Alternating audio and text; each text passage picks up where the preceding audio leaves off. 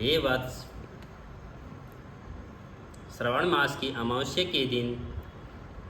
सब संपत्ति प्रदायक कठोर व्रत उत्तम होता है तथा सर्वनिष्ठान होने से घट को पीठ कहते हैं तथा उसमें पूजन उपयोगी वस्तु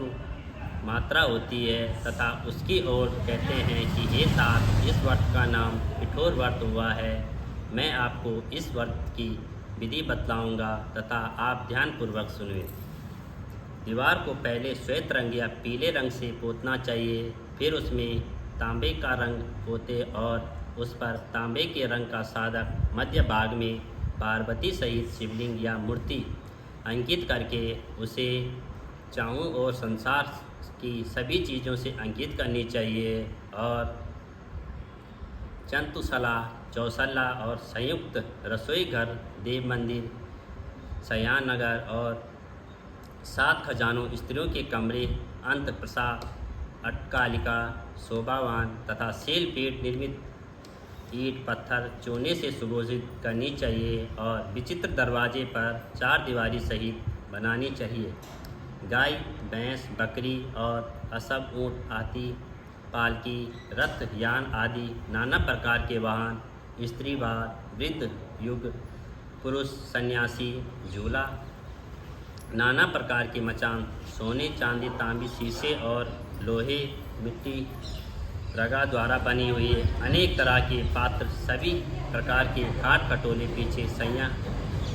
तथा तकिए, मनसन आदि, बिल्ली, मोना आदि पक्षी, स्त्री द्वारा पुरुषों के अनेक प्रकार के गहने, बिछौने, गचीले आदि, यज्ञ से सभी पात्र, स्तंभ, दंड, मंथार, 3 रस्सियाँ, दूध और मक्खन, दही, मट्ठा, चक्र, घृत, तेल, तिल,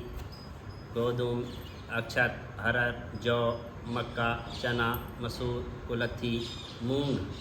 बिरंगू, तिल, कोदे, अलसी, सावा, उड़द, चावल या धान्य वर्ग, सिलवट्टा, चूल्हा, झाड़ू, स्त्री पुरुषों के सभी कपड़े, बांस द्वारा निर्मित सूप, उलक, मुसल, चक्की, पंखा, चवर, छत्र, जूता, 2 खड़ाऊ, दासी दास तथा वृत्या, पोष्य पशु, भक्ष्य, त्रिप आदि, धनुष, बाण, तोप, खड़क, बला, शक्ति, ढाल, पास, अंकुश, गद्दा, त्रिशूल, भिंडीपाल, तोमर, मुगदर, परसा, पटिसस, भुसुंडी, परिंद, चक्र,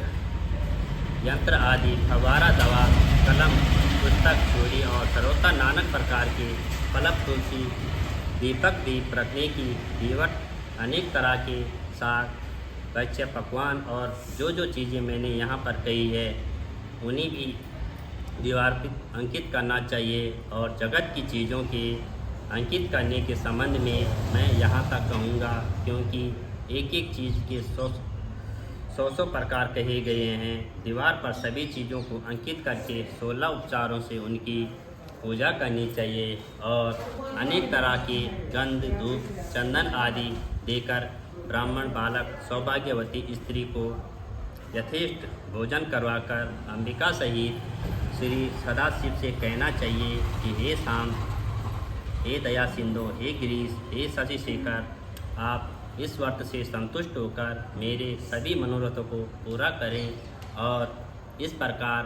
5 वर्ष तक व्रत करके उद्यापन करना चाहिए तथा शिव मंत्र द्वारा गिर्त तथा बिलपत्र का हवन कराना चाहिए। पहले दिन अधिवासन करके ग्रह हवन कराना चाहिए और 1008 या 108 आहुतियाँ देनी चाहिए तथा हे वत्स, ऐसा करने से होम की संख्या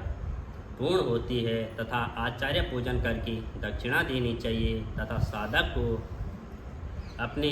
सगे संबंधियों के साथ भोजन करना चाहिए। ऐसे करने से उनकी सब इच्छाएं पूर्ण हो जाती है। जो इस संसार में इष्ट है वह सब प्राप्त कर लेता है। तथा हे वत्स, मैंने यह उत्तम कठोर व्रत तुमको बताया है। या समृद्धता और इस व्रत के तुल्य दूसरा व्रत नहीं है। यह शिव की प्रीति देने वाला है। ऐसा व्रत आज तक ना तो हुआ है और ना होगा। ये व्रत मनुष्य जो भी दीवार पर अंकित करता है वही चीज़ें उसे प्राप्त हो जाती है।